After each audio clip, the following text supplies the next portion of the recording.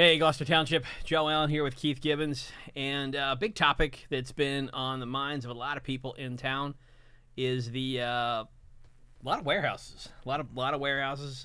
We talked in our council meeting recap for the August 22nd meeting that there were some possible warehouses maybe going in on Hickstown Road. Nobody knows exactly what's happening there. Yeah. But there's two other that have been big topics. The first one that was talked about several weeks ago is if you're familiar with the Lowe's and the Target on Cross Keys Road, and the road that runs next to Target. I always forget the name. We never know the name. Of this road. Yeah, I believe it's. I think it's. You'd think we'd look it up. I think it's Williamstown Arrow Road right there. Yeah. So right next to that red light there, where when you go right past the Target. There's a little red light in the back road there. There's a field there, and that field there is proposed for a 48-bay warehouse there, and that caught a lot of people's attention because they didn't want a warehouse there. There's some brand new homes being built there. There's some existing homes behind there, and it just kind of wasn't. I don't know. It just wasn't an area that we thought was a great area for a warehouse, but it was already zoned for that use, so there's not really much anyone can do, and people didn't want to hear that. But that's kind of the that's it. Unfortunately, the township can't really say no to it because there would be some kind of it's almost kind of a discriminatory thing, and the township could get sued for telling the landowner, sorry, you can't use this land for what it's already zoned for. So. Yeah. Unfortunately, on that one, it's believed. It's a theory. It's not, truth or anything like that. But it's believed that the history of that area right there, that it's almost like that piece of land, it was forgotten about that it was zoned for a warehouse. Because from what I believe, and I'm not sure the name of the redevelopment plan from years ago. I don't know if it's called the New Freedom Redevelopment Plan. I forget the name of the redevelopment plan, but. What it did was it had all of that area was already zoned as commercial for attracting, trying to attract warehouses before any houses were built there. And what happened was, over time, somebody came in and said, hey, that would be a great piece of property to buy and build X amount of, single family homes.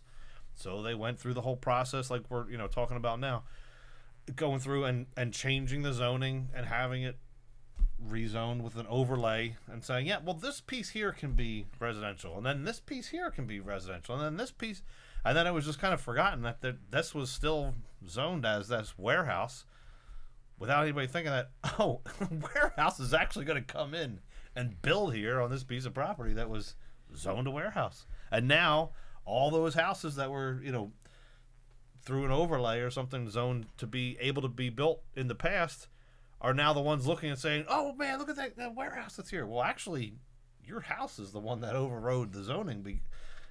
So it's an interesting dynamic of what's going on over here. Something to keep in mind, too, I think, when you buy a house, especially a house that's being built or even houses that already exist, and you think, man, it backs up to the woods. This is great. Yeah. Well, even that, in that case there, though, if you looked at a zoning map of the town, you wouldn't know any different because it's through overlays and redevelopment plans and things, along those lines that you need to really dig into to see, like, what else could this possibly be? It's not just as simple as going and looking at a zoning map because it's not always accurate. There's overlays that go over top of what's in the... We kind of talked about this too, I think, or at least there was a lot of talk about the big storage facility that went up on Sicklerville Road, and all those people that had houses that just kind of backed up to the woods now have houses that back up to this monstrosity of a storage unit. So, good idea, I guess, to check and see if when you're buying what actually could possibly go behind it. Hopefully, it's residential. Hopefully, just nobody touches it. I mean, if it's wetlands or something like that, or green acres. But it's another good reason just to stay up and involved in what's going on in your community, whether it's your neighborhood or not. Being aware and having people talking and knowing what's going on. It's just our government. It's supposed to be. These people are representing us, like we've talked about before. Go and know what's going on, or talk to people, listen to podcasts like this where we're talking about things. These are things that the more people that are informed about things, the less of this kind of stuff is going to slip through and happen to you. It's a good reminder to subscribe right now to this podcast. Yeah. But another property that is another property that when we're talking about zoning is the old on Sicklerville Road, the old freeway golf course. Kind of halfway. It's like halfway in between, I guess, Cross Keys Road and the Black Horse Pike. But it's a great article. And if you've never been to 42freeway.com, fantastic website. Mark kind of covers everything in South Jersey now, at least in our area. But I don't think anybody really knew about this plan until he covered it. So it's a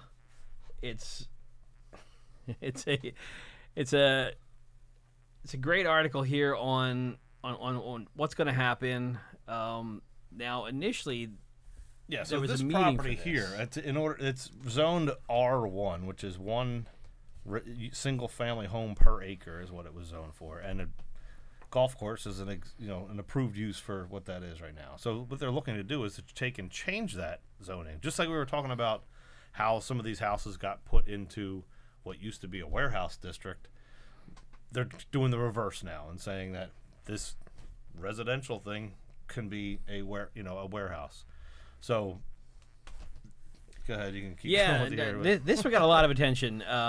You look at the comments. We follow Mark on Freeway 42 on Facebook, and all the comments were kind of talking about we don't need this here, and what else can we do with this? And right now it's zoned for housing, and like Keith said, the golf course is an acceptable use for it, but it's not zoned for a warehouse. No. And there was going to be a zoning meeting on August 24th. Yeah, there was several people were up in arms. There was flyers handed out. All kinds of Facebook groups were created. There was a lot of activity on those, and it's funny because there was a lot of people were asking for help to hand out flyers, and somebody a good friend of ours kind of mentioned it's probably I'm not handing anything out. It's a waste of time. It's a waste of time to hand out flyers because they're just going to change the meeting. You're going to have all these people show up. Yep. And they're going to change the meeting. And then if they don't change the meeting, they're not going to listen to what you've got to say. And it was... When did they change? When did they cancel? Like 2 days before? Yeah, it was about 2 days before. It was like 2 days before. They rescheduled the meeting.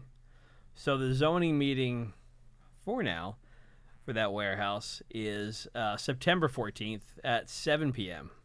Which also just so happens to coincide with back to school night, so yes, in houses that live around that area or whatever are now not able to attend. So it's all speculation, but it's very coincidental. Like they'll Joe probably was saying, throw a concert there also, so you can't park. So anything else to distract anybody from what's going on there. It happens more often than not. It can't be just a coincidence. Maybe it is, but when something gets a lot of traction behind it, or not even a lot of, just a buzz seems to be going about that there might be some opposition to it, somehow something happens where we can't hold the meeting, got to push it off. And then what happens? People that already received the thing show up to a meeting and say, I'm not wasting my time going there again. I already, everyone has busy lives. We get it. We're, the two of us are busy. We can barely get together to hold this, this podcast here. But we make it work because we care about it and want to let other people know, what's going on as well. But to go out just to oppose something that they are already going into with a feeling of, I have no voice anyway in this town. What's the point of showing up? To then just get canceled and canceled and canceled again. The Little Pond, project that was over here on Choose Landing Road. I think that was canceled like 6 times or something. I rescheduled for it. That's insane. I mean, just wears you out. To the point where there was a court order that they had to hold a meeting. I mean, they kept saying, "Oh, we couldn't get a quorum. We couldn't get a quorum." How can you prove that you couldn't have a quorum? You can't prove that. It just to one of our other segments that we just did. You can't expect everybody that's on these boards to have availability every single time there's a meeting, but to have a quorum, you can't. No one's going to be able to argue and say that you can't have it. But what does that do? That deters everybody from coming out another time or another time. 5 times into it, I guarantee if you had 100 people showing up and you're 5 times into this, you're down to 8 people, if that are going to show up at that final thing. So you silence those 8 people, move on with what you wanted to do and what you had planned, and here we are. It's a shame because it is so hard to organize people to do anything. Yeah. For one, it's hard to get people to flat out just to come to council meetings or show up for any of the meetings, or anything that is for the better of the community. It is really hard to get people to do anything. Yeah. And you finally get a bunch of people energized and they really want to come out and they want to voice their opinions and they want to oppose this. And you change it. Yeah. And then you lose some people there. And then they change it. If they change it again, they're going to lose more people there. Yeah. And the few people that are going to still show up, they're going to be 3 times as angry as they were before, and maybe not make the best arguments because of that. So yeah. I don't know. I don't like it. They've changed zoning meetings before. They've changed planning meetings before, or just flat out cancel them. So we'll see. We'll see if September 14th is going to happen. The change in. I'm on vacation, so I won't even be. Yeah, you'll be out of the country, I believe. I'll be out of the country, so I won't be there. So I guess. So you won't see Joe there, but yeah.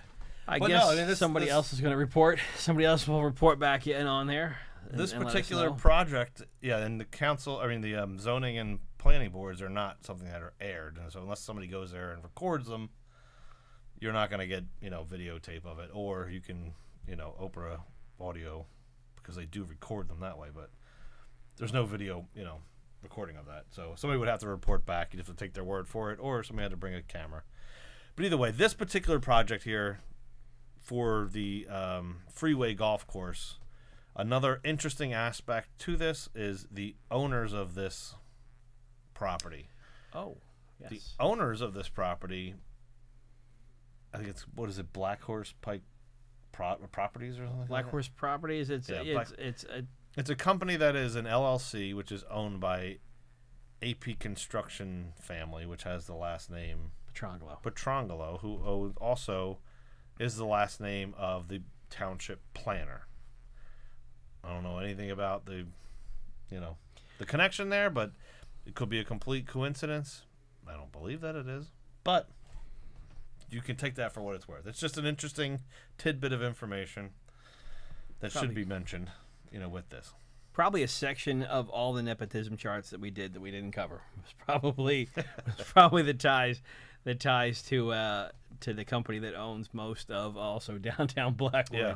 So, yeah, they're going to if there's going to be favors, it will be in this case because of who they are. So basically, what we're saying is. Enjoy your new warehouse because that's what's going to happen. It's 155 acres. So if the people that really appreciate open space, it's a tough loss. It's 155 acres. Yep. It's a big area. It's a tough loss for people. It would have made a great park had we not had 55 other great parks. But it would have made a great golf course. I don't know. Washington Township has a great little golf course. I don't know if you're not a golfer, I don't believe, right? But there's clubs over here actually. With dust on them, or either way, there's dust and anger. But Washington Township has this great little. It's like an executive course, like a par 3, course. That it's 9 holes. It's it's like $17 or $18. You walk the course. It's gorgeous, and it has to make a ton of money for the township. It's always got people, in and out. Either way, it's a shame. We could have had a township golf course that we could have, had here. There's a lot of history with that golf course. Yeah, it's a shame. So that's So that's it. September 14th for now. If you are in opposition of it, you want to come out and voice your opinion, so that it does not get rezoned to become a warehouse. That one you can. The one on Target, there's not a whole lot you can do. Right. So yeah, you still kind of have a glimmer of hope there. So, but this won't be the last one. You'll see if you get involved and see how many times this happens where it's just going to change the zoning to make it fit to what somebody wants to build right now. I just, when you think of the big warehouses down like Swedesboro, a lot of warehouses in Swedesboro. They're in the middle of nowhere. They're not in these big, heavily residential areas, so they don't really take away from the residential landscape. Right. Like these are right in the middle of housing, on roads. Well, you could argue it taking away farmland or from other space, but it's still, to your point, not. Sicklerville Road is. I'm exhausted. Well, Sicklerville Road is awful. Yeah, that road is nuts. It's an entrance to the Black Horse Pike. Right down the street, they're building another. 300 units across from what's it called? Ann Mullen. The school over there. That's another project that's going on. The traffic on that road is insane, and there's a little tiny bridge that makes that road not even be able to be widened. That's a little bit, I guess that's south. Yeah, so it's a terrible idea.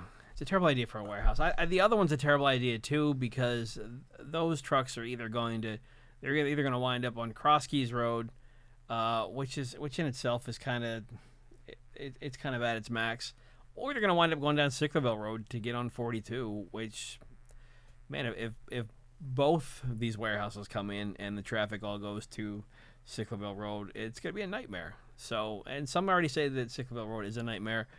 I don't know so much now that I kind of work from home and I don't have to travel. Yeah. So, you still hear from people though, Yeah, they'll tell you how much of a nightmare it is. It's everywhere in New Jersey. I'm one. I enjoy progress, but progress of what was zoned for. Like we were talking about that, the Target one. This one here. This is somebody bought that, knows what it was zoned for. To go in and change that, to me, that's one that I have a problem with.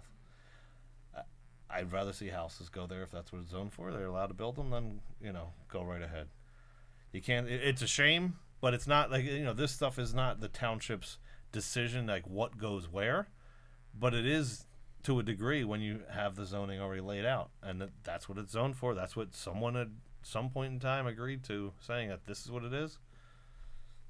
I don't know. Yeah, I don't know that I necessarily want houses, but at least that's what it's zoned for. So yeah, we can't pick and choose everything we want. Otherwise, I'd have a lot of restaurants here. So yeah. So that's it, folks. That's the warehouse discussion. We should probably know more after September 14th. So go there. Somebody's going to be there. Yeah.